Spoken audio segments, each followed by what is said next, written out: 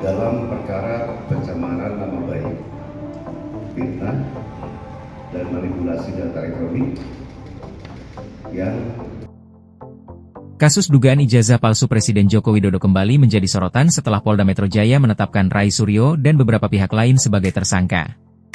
Mantan Kabareskrim Polri, Susno Duaji, menganggap ada dua hal penting yang masih tampak janggal, yakni alasan hukum penetapan tersangka dan alat bukti yang digunakan. Pertama, saya kan hanya mendengar lewat media sosial atau media konvensional, kata Susno, dikutip dari talkshow di kanal YouTube Kompas TV, Minggu, 9 November 2025. Ia menambahkan, Polda Metro mengumumkan ada 3 klaster kalau nggak salah, tetapi tidak diberitahu misalnya alasannya menjadi tersangka sudah ada alat bukti berupa apa.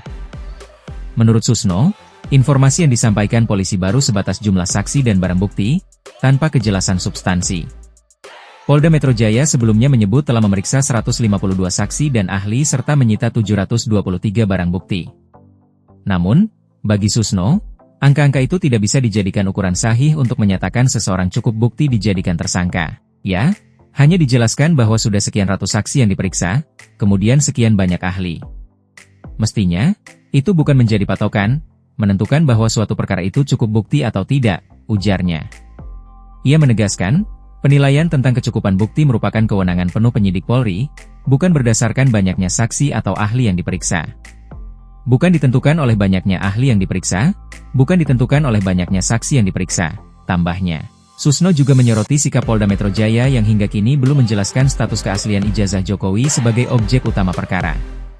Padahal, menurutnya, hal itu sangat penting untuk memastikan apakah tindakan para tersangka dapat dikategorikan sebagai pencemaran nama baik atau pelanggaran UU ITE. Nah, kemudian kita tidak mendengar juga pengumuman dari Polda Metro Jaya, apakah objek yang dipersoalkan, yaitu ijazahnya Pak Jokowi itu sah atau tidak atau asli atau tidak, ujar Susno. Kalau saya berpandangannya, untuk menentukan apakah mereka yang tergolong dalam sekian klaster menjadi tersangka itu terbukti melakukan pelanggaran Undang-Undang ITE atau mencemarkan nama baik, itu harus dibuktikan dulu objek yang dipersoalkan, yakni ijazah. Menurutnya, tanpa kejelasan tentang keaslian ijazah, sulit menilai apakah tudingan, ijazah palsu, bisa dianggap fitnah atau justru ada dasar pembenarannya. Ya, syukur-syukur kalau Polda Metro Jaya sudah membuktikan bahwa ijazah itu asli, tambahnya.